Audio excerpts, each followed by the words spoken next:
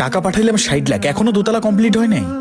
আব্বা, আব্বা, সুলতান, এই সুলতান। আরে কে সাত সকালে ডাকাডাকি শুরু করছে? আব্বা, আসসালামু আলাইকুম। রিফাত তুই? হ আব্বা। আব্বা, আপনার শরীরের কি অবস্থা? আমার শরীর নিয়ে তোর চিন্তা করতে হইব না, আমি আছি, ভালোই আছি। আব্বা কি রাগ নাকি? আর সুলতান কই? সুলতানরে দেখতেছি না। সুলতানরে একটু ডাক দেন না। সুলতান কই আছে না আছে সেটা আমি জানি, তোর দরকার হলে তুই ডাক দে। সুলতান, আরে দেখা যা, তোর বড় ভাই আসছে বিদেশ থেকে। কে? ভাইয়া তুমি হ। কখন আসলা? আরে পাগল, এই মাত্রই আসলাম। তা আসার আগে একটা ফোন কল দেবা না? শোন, ভাবলাম এতদিন পরে দেশে আসতাছি, তোদেরকে একটু সারপ্রাইজ দেব, যার কারণে কাউকে না জানাই চলে আসলাম। সারপ্রাইজ? হ্যাঁ, সারপ্রাইজ। তোমার আশা না আসাতে আমাদের খুশি কি? না রে ভাই, আমি আসলেই তোদেরকে সারপ্রাইজ দেওয়ার জন্যই না বলে চলে আসছি। আচ্ছা ঠিক আছে, নেক্সট টাইম এয়ারপোর্টে গিয়ে আমাকে নিয়ে আসিস। এখন এখানে দাঁড়ায় দাঁড়ায় কথা বলবি? চল ঘরে চল, তোদের জন্য অনেক কিছু আনছি, চল। আরে দাঁড়াও, কিসের ঘর? কোথায় যাচ্ছ তুমি? এটা তোমার ঘর না। আব্বা কি বলছে ও? ও ঠিকই বলছে। দেখো আব্বা, আমি জানি তোমরা আমার সাথে প্রাঙ্ক করছো। দেখো, মাথা ঠান্ডা করিয়া পরে কথা বলবো, আমি প্রচুর টায়ার্ড। চলো ঘরে চলো। কিসের প্রাং? কোনো প্রাং ট্রাং না, ও যা কিছু বলতিছে সব সত্যি সত্যি বলতিছে। তোর এই ঘরে কোনো জায়গা নেই, তুই ওই পাশের ঘরে যা যা। আব্বা তুমি এসব কি বলছো? আমি 5টা বছর প্রবাসে থাইকা টাকা জমাইয়া প্রত্যেক মাসে মাসে তোমাদেরকে টাকা পাঠাইছি, আর সেই টাকা দিয়ে এই বাড়ি করছো, তাও বাড়ির এখনো দোতলা কমপ্লিট হয় নাই, আর তুমি এখন বলতেছো এই ঘরে আমার জায়গা নেই। দেখো আব্বা, এসব কথা পরে বইলো, আমি অনেক টায়ার্ড, আগে ঘরে চলো। ভাইয়া আমরা এখানে কোনো ফান করতেছি না, তোমার এই ঘরে জায়গা নাই এটাই ফাইনাল। আর তুমি কি টাকার কথা বলছো না? তুমি সংসারের বড় ছেলে, সংসারে হাল ধরার দায়িত্ব তোমার। সেই হিসেবে আমাদের টাকা পাঠাইতে কি খাওয়ার করে কি? সেই টাকাটা আমরা কি করতাম, না খেয়ে সে টাকাটা গুছাইতাম, গুছাই গুছাই আমরাই বিলিং করছি। তোমার টাকা কোন জায়গা দিয়ে হইলো এখানে? আর তুমি এসে এখানে দাবি করতেছো এই বাসা তোমার? ছোট হিসাবে এই ঘরের মালিক তো এখন আমি। আমার ছোটবেলা ঠিকই কইছে, তুই বিদেশ থেকে সংসার খরচের জন্য যে টাকা পাঠাইতি ওরে আমরা জমা জমা অনেক কষ্টে এই বাড়িটা করছি। এখন ওসব কথা বাদ দে, এখন বল কয় মাসের ছুটি নিয়ে আসছিস? আব্বা, মালিকরে আমি বলে আসছি আমার 6 মাসের ছুটি লাগবে। মালিকরে বলছে আমি বিয়ে করব বাড়িতে গিয়া। বিয়া? কিসের বিয়া? তোর যে একটা ছোট ভাই আছে, তার একটা লাইন গার্ড না করে দিয়ে তুই তোর বিয়ের কথা নিয়ে চিন্তা করতেছিস? আর সবচেয়ে বড় কথা, তোর যে ঘরে একটা উপযুক্ত বোন আছে, তারে এখনো বিয়ে দিছি? বাবা ঠিক কইছেন, আমি এখনো লাইনে দাঁড়াইতে পারিনি, ছোট বোনটার এখনো বিয়ে হয়নি, তার আগে আপনার বিয়ে করার চিন্তা মাথায় চলে আসছে। আর আপনি যে বিয়ে করে বউ আনবেন, বউরে চালাবে কে? আমরা তো চালাইতে পারবো না, আর আমাদের ঘরে আপনাদের কোনো জায়গা নেই। শোন বাবা রিফাত, তুই আগে সুলতানরে ইউরোপে পাঠানোর ব্যবস্থা কর, তারপরে তুই একটা বিয়ে সাথে চিন্তা ভাবনা করিস কেন? সুলতানরে ইউরোপে পাঠাবো মানে? ও দেশে বসে কিছু করে? ও যে অনার্স পাস করছে, ও একটা চাকরি বাকরি করে? হ্যাঁ, প্রত্যেকটা মাসের খরচ তো আমারই পাঠানো লাগে। আর বোনরে বিয়ে দিতে হবে সেই চিন্তা তো আমার মাথায় আছে। ওটা তোমার মাইয়া, কিন্তু আমার তো বোন, আমি তো এই চিন্তা করেই দেশে আসছি। তাইলে তোমরা মানে আমার সাথে কেন নাটক করছো? এই নাটক মানে কিসের নাটক? আগে তুমি আমার ইউরোপে পাঠাবা, তারপরে তোমার বিয়ের ব্যবস্থা হবে। এর আগে কোনো বিয়ের কথা চিন্তা মাথায় এনো না। ভাইরে, আমার শরীরটা শক্ত না হতেই তোরা আমরা বিদেশে পাঠাইছিস। সে কথা বলতে গেলে তো তোদের গায়ে লাগবে। না খাইয়া না দাইয়া টাকা পাঠাইছি, তোরা আমারে বলছিস যে তোরই তো বাড়ি, তোরই তো ঘর, যত আগে করবো তত আগেই ভালো। যখন আব্বা টিনের ঘর ছিল তখন তো খুব কইতা যে বোনটারে বিয়ে দিতে হইব। আর সবচেয়ে বড় কথা হয়েছে তুই আমার বড় ছেলে, তোর জন্য ভালো একটা জায়গায় সম্বন্ধ নিতে গেলেও তো হ্যাঁ আমাকে ঘর চেয়ে আমার বেতনের থেকেও বেশি পরিশ্রম করিয়া তারপরে টাকা পাঠাইছি। আর এখন আয়সা বলতেছ এটা আমার ঘর না? শোন রিফাত, তুই তো আমার বড় ছেলে, তুই তো আল্লাহর রহমতে একটা লাইনে উঠে গেছিস, ওর এখনো কোনো লাইন গার্ড হয় নাই। তাই আমি চাচ্ছিলাম কি, আমি বাইরে থাকতে থাকতে এই ঘরটা ওরে বোঝাই দিতে। আর তুই তো আল্লাহ বাসায় রাখলে তুই আরো অনেক এর চেয়ে বড় বাড়ি করতে পারবি। আমি তোরে মন থেকে দোয়া করে দিবনি। হ ভাইয়া, বাবা ঠিকই বলছে। শোনো, তুমি 6 মাস না 10-12 দিন এখানে থাকো, 10-12 দিন পরে বিদেশে চলে যাও। তারপরে কিছু টাকা পাঠাও, বোনের বিয়ের ব্যবস্থাটা করি, আর আমি ইউরোপে যাই। আর চিন্তা করো না, আমি ইউরোপে যাইয়েই তোমার বিয়ে ধুমধাম করে করবো। আর ইউরোপে কি কম টাকা? 3-4 লাখ বেতন, সেই টাকা দিয়ে হই হুল্লা করে বিয়ে করাবো। আর ওই ঘোড়ার গাড়ি না, একদম মনে করো উট নিয়ে আসবো। একটা ভাইবস আছে না আমার ভাইয়ের বিয়ে। আরে রাখ তোর ভাই, তোরা সারাটা জীবন নিজের চিন্তা করছস, আমার চিন্তা একটা বারও করস নাই। আমি কত কষ্ট কইরা প্রবাসের মাটিতে টাকা কামিয়ে তোদের জন্য টাকা পাঠাইছি, আর তোরা এখানে থেকে রঙ্গলীলা করস, হ্যাঁ মজা মাস্তি করস। একটা বারও আমার কথা ভাবলি না তোরা, না?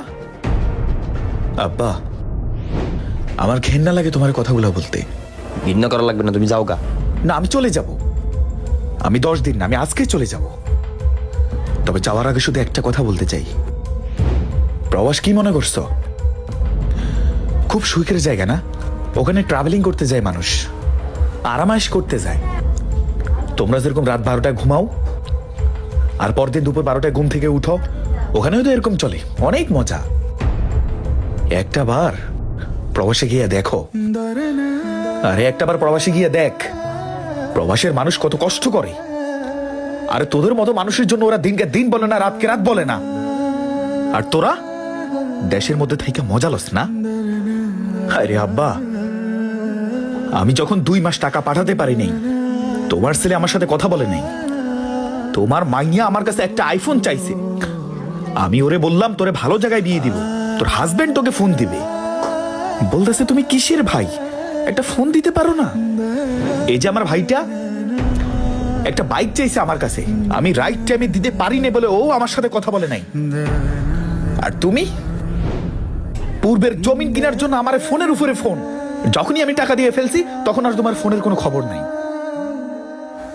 2টা মাস অসুস্থ ছিলাম, তোমরা কেউ খোঁজ নেও নাই। আজকে যদি আমার মাটা বাইসে থাকতো, আজকের এই দিনটা দেখতে হইতো না আমার। আমি দিনকে দিন বলি নাই, রাতকে রাত বলি নাই, শুধুমাত্র তোমাকে সুখের কথা চিন্তা করে আমি বিদেশের মাটিতে রয়ে গেছি। আরে প্রত্যেকটা বছর আমার ছুটি আছে, শুধুমাত্র তোমাদের কথা চিন্তা করে, বাড়ির কথা চিন্তা করে আমি ছুটি পর্যন্ত কাটাই নাই। আমার কি বয়স হয় নাই? হ্যাঁ, আমি মানলাম আমার বোনের বিয়ে দিতে হইব, তা আমার বিয়ে করা লাগবে না? শুধু তোমাদের কথাই চিন্তা করলা, আমার কথা একটা বারও চিন্তা করলা না।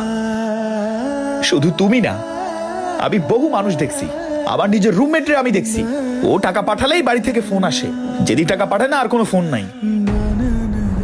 শুধু তোমরা আমাকে স্বার্থের ভালোবাসো, স্বার্থ শেষ আর ভালোবাসা পাই না তোমাদের কাছ থেকে। এমন কেন তোমরা? হ্যাঁ, আরে প্রবাসের বাড়িতে আমি অসুস্থ হইয়া পড়ছি, আমার একটা কি ড্যামেজ হয়ে গেছে, আমি এর চিকিৎসা করতে করতে আমি ঋণের নিচে পড়ে গেছি। আমি জানাইছি তোমাদেরকে? হ্যাঁ, তোরে জানাইছি? অথচ তোমাদের একটু জ্বর হলেই ফোন দিয়ে বলো যে টাকা লাগবে। জ্বরের খরচ কি 20,000 টাকা? হ্যাঁ, যে ছেলের জন্য আজকে তুমি আমাকে এত কথা বললা, আমি দেখব সেই ছেলে তোমার সাথে কি করে। প্রত্যেকটা মানুষ তার ভাইকে নিয়ে গর্ব করে, আর আমি আমার ভাইয়ের থেকে কষ্ট পাইছি, আমার বাবার থেকে কষ্ট পাইছি।